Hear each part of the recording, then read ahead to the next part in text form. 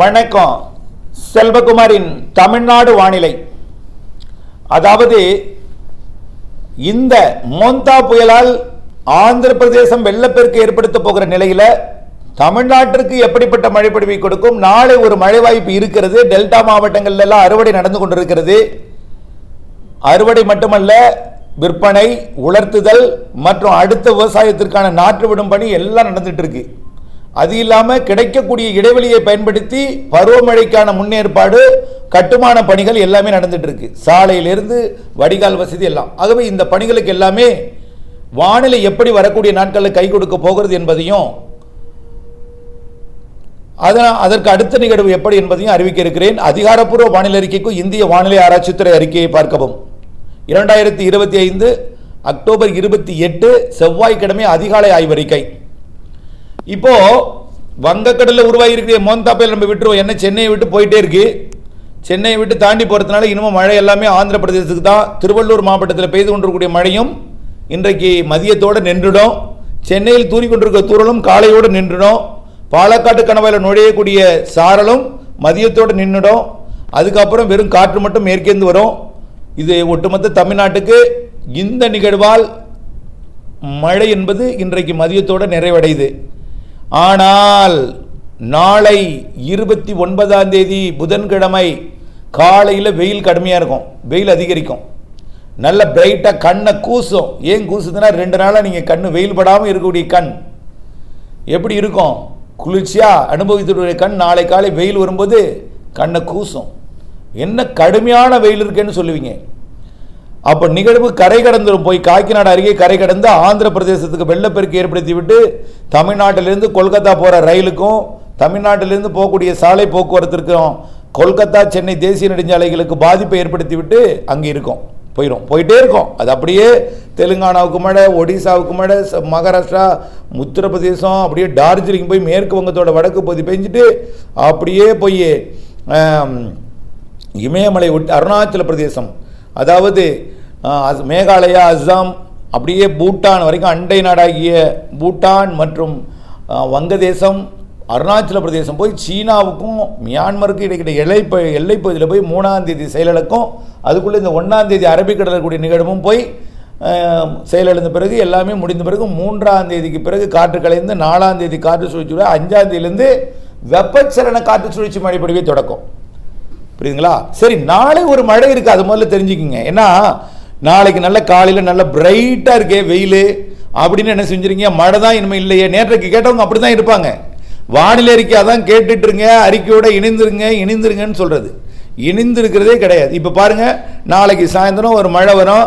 ஐயைய விட்டுட்டேனே, ஏமாந்துட்டேனே, நெல்லெல்லாம் நனைஞ்சு போச்சே, அறுத்துட்டு இருந்தேன், மிஷினை வர சொல்லிட்டேன், நனைஞ்சு போச்சே, எதையாவது சொல்வீங்க. நாளைக்கு சாயந்தரம் பூச்சி விரட்டி இப்போ தான் அடித்த 4 மணிக்கு நினச்சிச்சே அப்படிங்க. நாளை மாலை ஒரு மழை இருக்குது. எப்படின்னு பார்த்தீங்கன்னா, இந்த நிகழ்வு ஆந்திர பிரதேசத்துக்கு இன்னைக்கு நள்ளிரவுக்கு பிறகு நாளை அதிகாலை தான் கரை கடக்குது. கரை கடக்க ஓடிக்கொண்டிருக்கூடிய காற்றில் ஏற்படக்கூடிய தொய்வு காரணமாக ஆங்காங்கே மழை இருக்கும். இன்றைக்கு இரவு கூட எங்காவது இருக்கும். கரை கடக்கும் நேரத்தில் கொஞ்சம் மழை இருக்கும். நல்லா டைட்டாக போயிட்டு இருக்காது. டக்குன்னு தொய்வு ஏற்படும் போது என்ன ஆகும்? போகிற போக்கில் வழியை மாற்றினா என்ன, லூஸ் விடும். ஒரு கயிறை பிடிச்சி டைட்டாக இழுத்துக்கிட்டு இருக்கீங்க. டைட்டாக இருக்கிற கயிறை விடுங்க, அது வேறு இடத்துக்கு போகும். வேறு இடத்துக்கு போகும்போது என்ன ஆகும்? எங்கேயாவது இரு காற்று இணைவு மாறி அமையும். அங்கே ஒரு மழைப்பொழிவை கொடுக்கும். பெரிய மழைனா கூட சின்ன மழை, தூரல் நினைக்கும் மழை, இப்படி இருக்கும் நாளை அதிகாலையில். ஓகே. அடுத்தது இது உள்ளே போனது என்னென்னா, தெற்கு காற்று நுழைஞ்சிடும். டைட்டாக கடலில் சுற்றிக்கிட்டு போகுது. வட்டம் அடித்து போயிட்டு இருக்கு. வட்டம் அடித்து போகிறது டைட் இருக்காது. அசால்ட்டாக அப்படி சாதாரணமாக கடலோரத்தில் போயிட்டு இருக்கக்கூடிய காற்று என்ன ஆகும்னா, நாளைக்கு பகலில் உயரக்கூடிய வெப்பத்தால் அந்த வெப்பத்தாளுக்கு லேசாகி மேலெழுந்த நீராவியை நிரப்புவதற்கு, அந்த நீராவியை மேலெழுந்த நீராவி மேலே போயிடும். ஏற்படக்கூடிய வெற்றிடத்தை நிரப்புவதற்கு கடல் காற்று உள்ள நுழைஞ்சி இந்த மேலடுக்குலையும் நுழைஞ்சி என்னாகும்? அப்படியே மழை மேகங்களை உண்டு பண்ணி மழைப்பொழிவை ஆங்காங்கே இடியுடன் கூடிய மழைப்பொழிவை நாளை 29ஆம் தேதி புதன்கிழமை மாலையில் ஆங்காங்கே டெல்டாவின் தெற்கு பகுதி, வேதாரண்யம் அதிராமப்பட்டினம் இடைப்பட்ட பகுதி, அப்புறம் அதிராமப்பட்டினம் மதுரை இடைப்பட்ட ராமநாதபுரம் சிவகங்கை புதுக்கோட்டை மாவட்ட பகுதி, அப்புறம் டெல்டாவில் ஆங்காங்கே இருக்கும், பரவலாக கிடையாது, ஆங்காங்கே. இது எதுக்கு அச்சுறுத்தல்னா அறுவடைக்கு தானியங்களை உலர்த்துதலுக்கு தேவையில்லாமல் மூடாமல் கொண்ட டிபிஎஸ்ல போட்டு வச்சிங்கன்னா நனைஞ்சிரும்.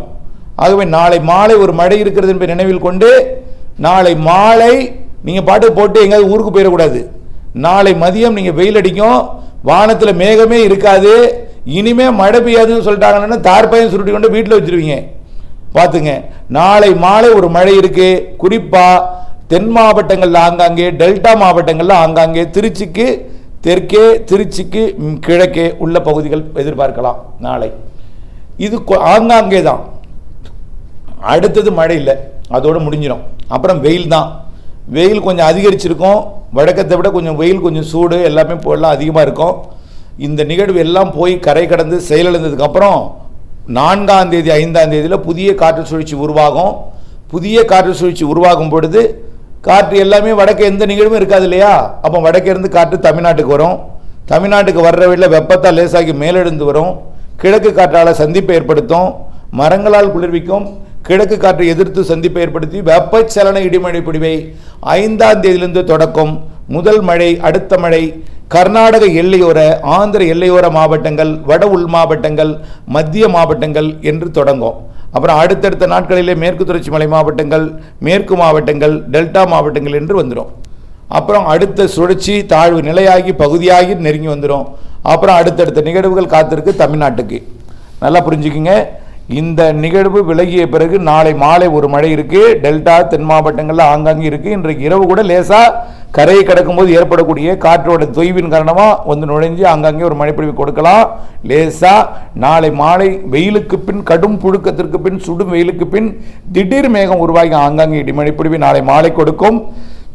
அதற்கு பிறகு 5ஆம் தேதி புதிய வளிமண்டல சுழற்சி உருவாகி கர்நாடக எல்லையோர, ஆந்திர எல்லையோர, வடவுள் மாவட்ட பகுதியில் மழைப்பொழிவை தொடக்கும். அதற்கு பிறகு அடுத்த நிகழ்வு வரும். சரி, அடுத்தடுத்த நிகழ்வு கண்டிப்பாக இருக்கு. பருவமழை தொடங்கி இப்போ எத்தனை நாளாவதுங்கிறீங்க?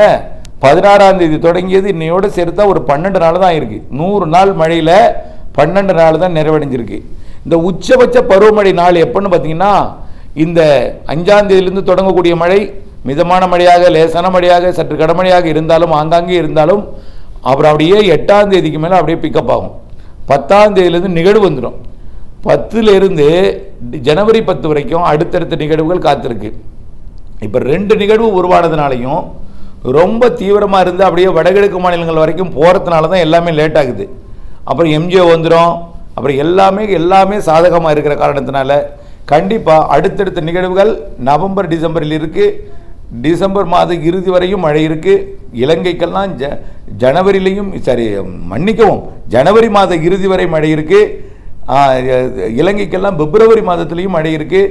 ஆக நவம்பர் டிசம்பர் ஜனவரி 3 மாதம் மழை வடகிழக்கு பருவமழை இருக்குது. இந்த முதல் வாரத்தில் மட்டும் தொடங்குதில் 5ஆம் தேதி ஒரு 5 நாள் மழை இல்லாமல் இருக்கும். இந்த இடைவெளியை பயன்படுத்தி அறுவடை, விதைத்தல் எல்லா பணியும் முடிச்சுக்கிங்க. பருவமழை முன்னேற்பாடு, சாலை போடுறது, அதே போல் எல்லா பணியுமே, அதாவது பாதாள சாக்கடை பணி, அதே மெட்ரோ ரயில் பாதை பணி, இந்த மாதிரிலாம் எல்லா முக்கியமான பணி, நீர் தேங்காமல் இருப்பதற்கு அடைப்புகள்லாம் எடுத்து விடக்கூடிய பணி, வடிகால் வசதிகளை ஏற்படுத்தும் பணி, எல்லா பணியுமே வரக்கூடிய ஒரு 5ஆம் தேதிக்குள்ளே முடிச்சிங்க. அதுக்கப்புறம் நிகழ்வுகள் காத்திருக்கு என்பதையும் தெரியப்படுத்த விரும்புகிறேன். தொடர்ந்து இணைந்திருங்கள். அப்டேட்ஸுடன் இணைந்திருக்க வேண்டியது கட்டாயம். இதுதான் இல்லை, இப்போ நேற்றைக்கு இன்னைக்கு ஒரு மாறுதல் வந்திருக்கு பார்த்தீங்களா? என்னென்னா நாளைக்கு சாயந்தரம் ஒரு மழை சொல்லியிருக்கேன். இப்படி சிறு மாறுதல்கள் இருக்கும், மழையும் இருக்கும். ஒவ்வொரு நாளும் 24 மணி நேரத்தில் நீங்கள் எதற்கெல்லாமோ நேரம் செலவிடுறீங்க. இந்த வானிலை அறிக்கை உங்களுக்காக என்னுடைய உழைப்பை, என்னுடைய நேரத்தை வீணடித்து, என்னுடைய விலை மதிப்பு மிக்க நேரத்தை வீணடித்து உங்களுக்காக செலவு செய்கிறேன் என்றால் அந்த நேரத்தை உங்களுக்காக நீங்கள் பயன்படுத்தி கொள்ள வேண்டும். புரிந்து கொள்ளுங்கள். இணைந்திருங்கள் அப்டேட்ஸுடன். நன்றி.